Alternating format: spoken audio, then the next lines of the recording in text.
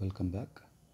Now we are going to solve the problem to find out the voltage regulation for different power factor unity 0.9 leading and 0.71 lagging power factors.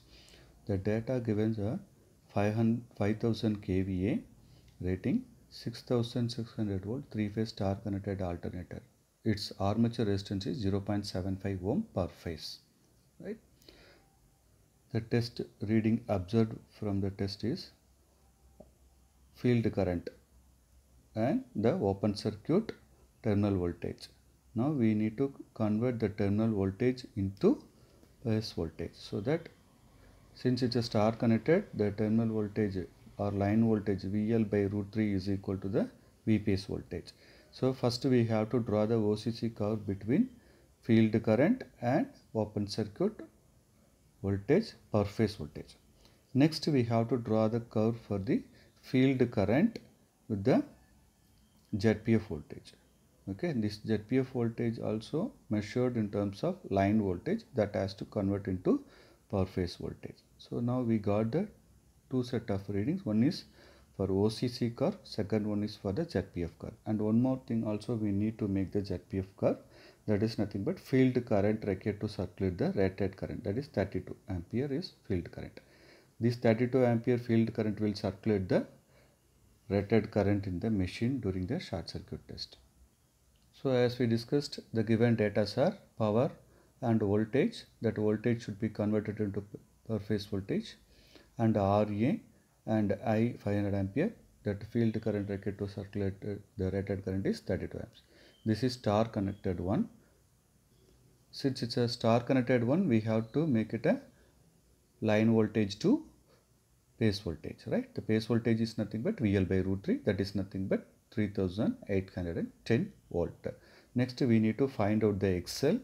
So to find the XL value, we have to go for the graph.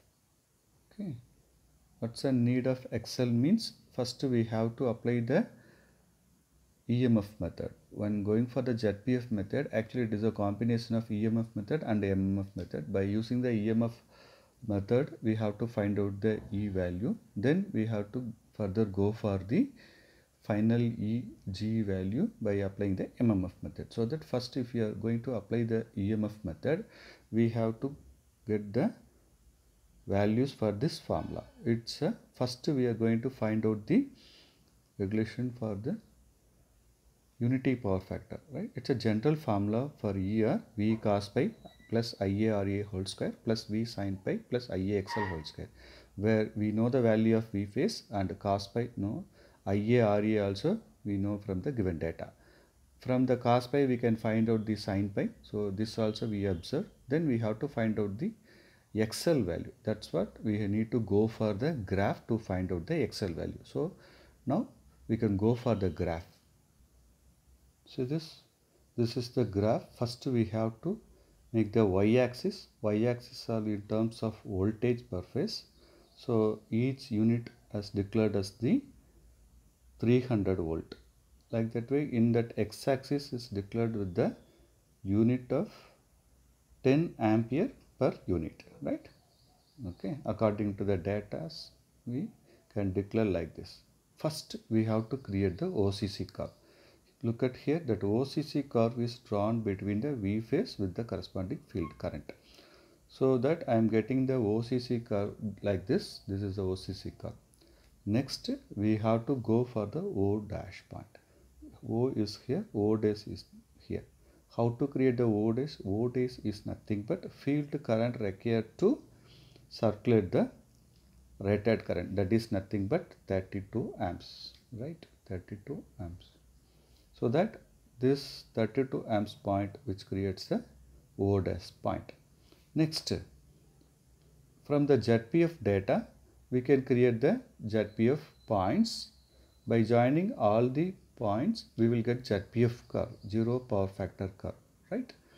So this ZPF should be parallel to the OCC curve. That's the most important point, right? It should be parallel to the OCC curve. The next one, we have to create the air gap line. That is a tangent line in the OCC is known as air gap line. Once if you draw this one, then we can create the Pottier triangle. How to create the Pottier triangle? For making a Pottier triangle, first point we have to create the point C. Okay, that C point is nothing but it's a corresponding value of the V phase value. It is nothing but corresponding value of V phase is 3810 volt. The corresponding point in ZPF curve which creates the point of C, right? Once if you created C, then we can go for the B value. The BC value which is parallel to O and O dash and equivalent to the O and O dash. BC is equivalent to O dash and it should be parallel horizontal line from the O dash. So that whichever you can take that parallel line, we can create like that way. Then now we got the B and C. Next we have to go for the AB line. How to get that A point means just create a one parallel line to the air gap line. That line will intersect your OCC at the point A, right? This point is known as A point. Okay. Now we got A, B, C. This A and C simply we can connect. Okay. Next one more important point is that AD. Okay, that AD. How to create AD? Just it's a vertical line, right? It's perpendicular to the BC. If you create a one vertical line, okay, that will join the point of D between B and C. Okay, here we have to look at that AD point is a voltage axis. DC is the field current axis. So what it reflect means AD which shows IXL value, right? It's a IXL drop in terms of voltage. DC is the field current required to circulate the armature reaction. So by the way, we got two terms from this one. Okay, as I told you, IXL value is the 2 unit in that y-axis, that is equal to 600 volt. From that we can find out XL value. 600 by 500 will be 1.2 ohm. So we got the XL value from the Pottier triangle. Now simply we can substitute in the ER value, ER equation. So by substituting all the values, right, we can get. But first we are going to find out for the unity power factor where the cos pi is equal to 1. So this will become V plus IARA. Look at here. Then that sin pi going to be 0 since pi is equal to 0. So this term will be 0. So finally we get root of V plus IARA whole square plus IAXL whole square for the unity power factor. So look at here. I am substituting all the values which I observed from the graph as well as the given data. I am getting ER values equal to 4227 volt. Okay, now we got the ER value. Next we have to go for the MMF method to get the EG value. Okay, how to get that one? First, for the MMF value, that formula is IFR is equal to root of IFN square plus IF2 square plus 2 IF1 IF2 cos 180 minus 90 minus pi. Here pi is equal to 0, that's why it's cos 90. Okay, come. So what is IF1? It is nothing but field current required to circulate the ER voltage. IF2 field current required to circulate the armature reaction current. Okay, so this we got from the Pottier triangle. Already I told you IF2 is the value of D and C, that is the value of 19 ampere. IF1 now we have to get. Why? Because that IF1 is nothing but corresponding field current of 4227. We need to go for the graph.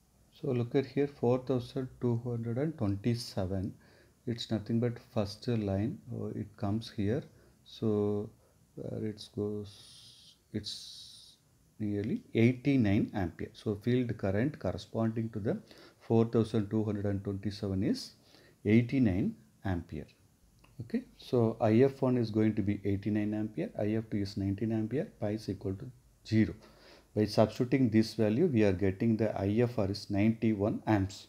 So in this, the voltage in a OCC line corresponding to the IFR is nothing but our EG, right? The IFR is the field current required to circulate or produce the EG voltage. So look at here, that is 91 ampere. The corresponding to the field current of 91 in a OCC line voltage is 4260 volt, right? So we got the E0 voltage. Simply by substituting this voltage into the voltage regulation formula, we got the voltage regulation as 11%. Okay. Okay. Next, we can observe that values in terms of phasor diagram, right? Here that V is 3810 volt and IARA it's a 375. Why? Because I is 500, RA is 0.75. Actually, that current is in phase with V. That's why current is in phase with V for the unity power factor. IARA with, along with the voltage. So it comes here.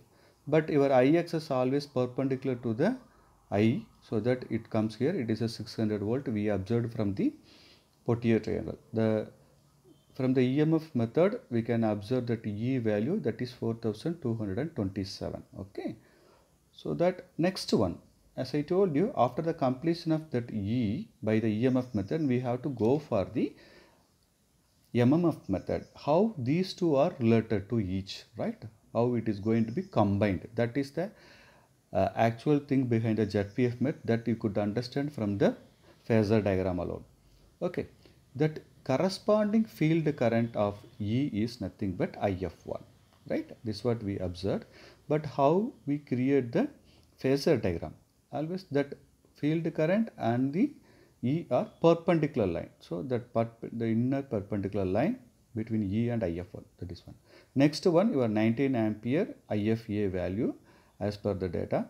Okay, then the resultant will be IFR, 91 ampere we got.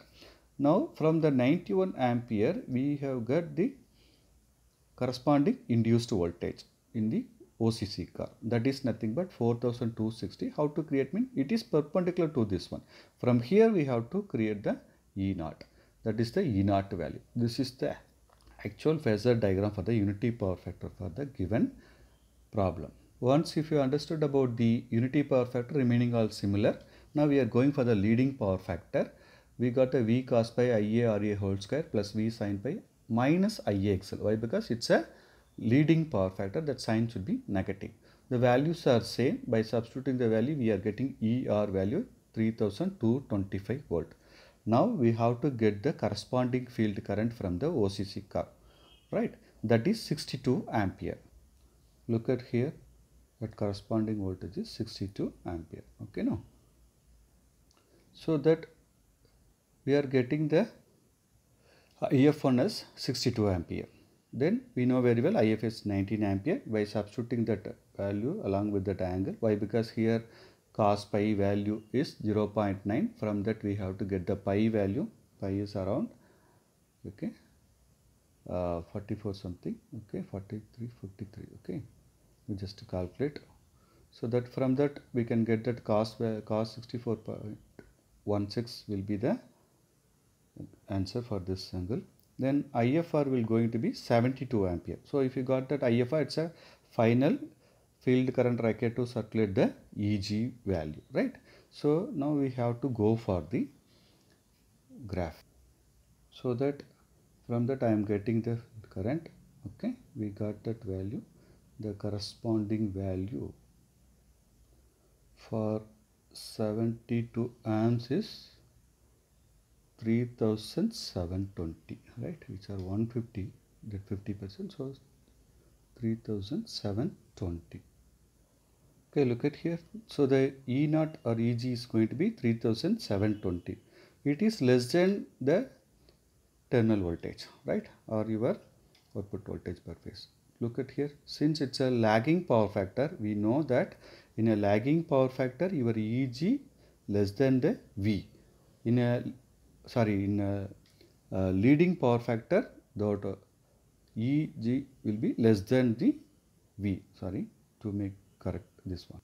Okay, once if we got that E0 value or EG value, we can substitute, then we can find out the voltage regulation. Look at here, that voltage regulation is in terms of negative minus 2.36, since it's a leading power factor. Now we can go for the phasor diagram for the corresponding. Okay, here E0 less than V. First, as usual, we have to draw the terminal voltage V. Then the current is leading current. The current is leading current. Okay. That's why I lead by pi angle. IARA should parallel to I, then IXS perpendicular to I value. Vector sum of these will be the E by the EMF method. Once if we got a E, then we can go for the MMF method. The corresponding field current is IF1. Here it is actually IF1. Okay, it should be 90° to this one. Then we can get IF2 from the Pottier triangle. That's vector sum will be the IFR.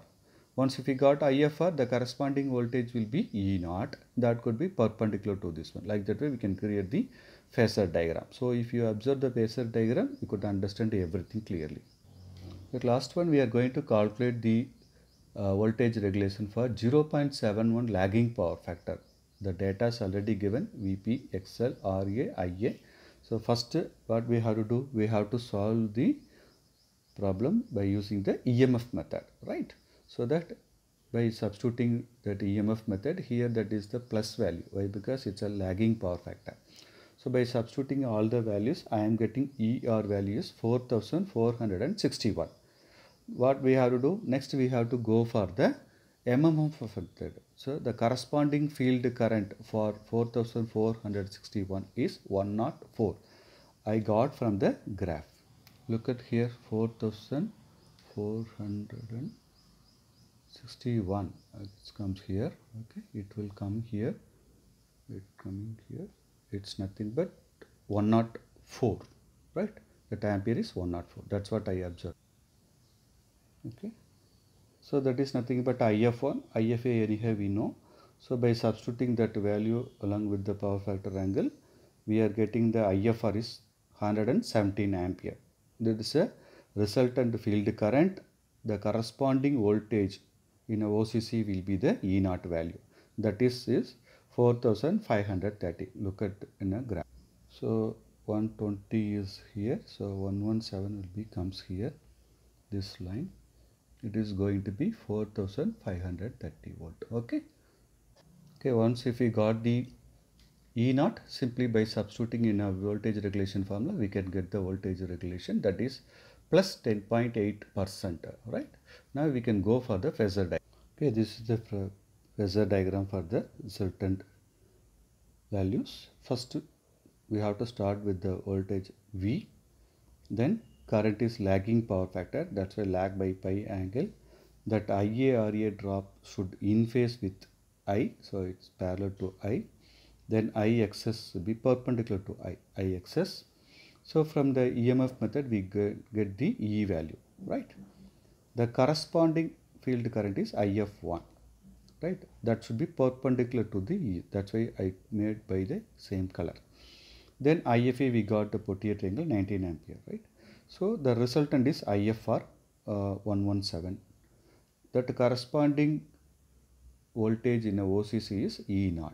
Okay, 4530. Like that way we can create. So you can conclude one thing. So how the EMF and MMF method are merged here, and to get the actual induced voltage. So that will give the proper output result. Okay. So by the way, we can solve a problem, that means voltage regulation problem, using the ZPF method very clearly. I hope you understand very clearly. Give your comments.